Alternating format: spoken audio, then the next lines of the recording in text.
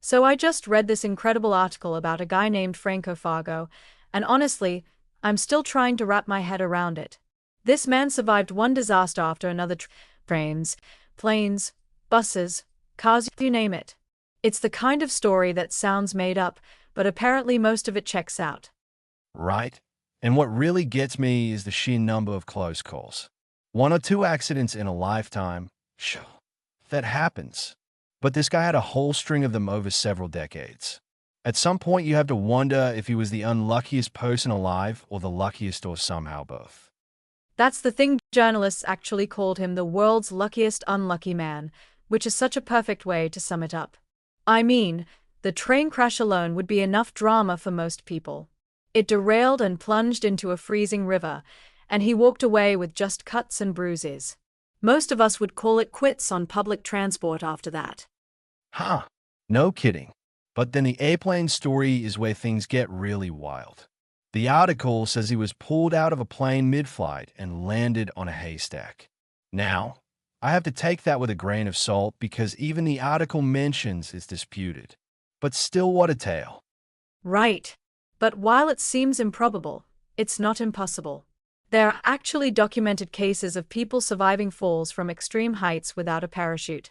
So it's not completely outside the realm of possibility. It's just one of those stories that's almost too cinematic to believe. That's a good point. I think the reason this story has stuck around so long is because it blurs the line between fact and legend. Some parts are clearly verified, like the lottery win, but other parts have been embellished over time, probably by journalists looking for a good headline.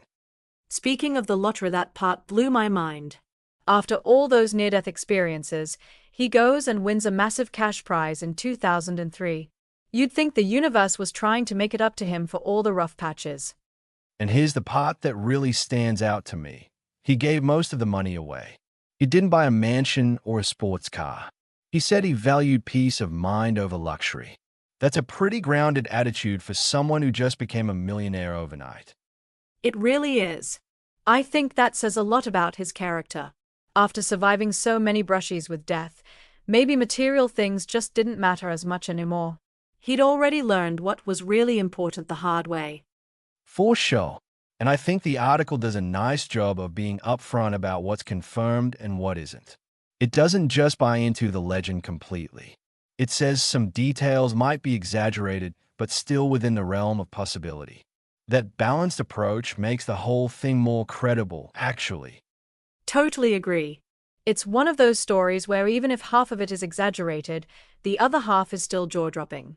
I mean, surviving a bus crash into a river, a car fire, and a car going off a mountain road. Any one of those would be the defining story of most people's lives. And that's what makes it so compelling. Whether you're a skeptic or believer, there's something in this story for everyone. It's got suspense, survival, generosity. It's basically a movie waiting to happen.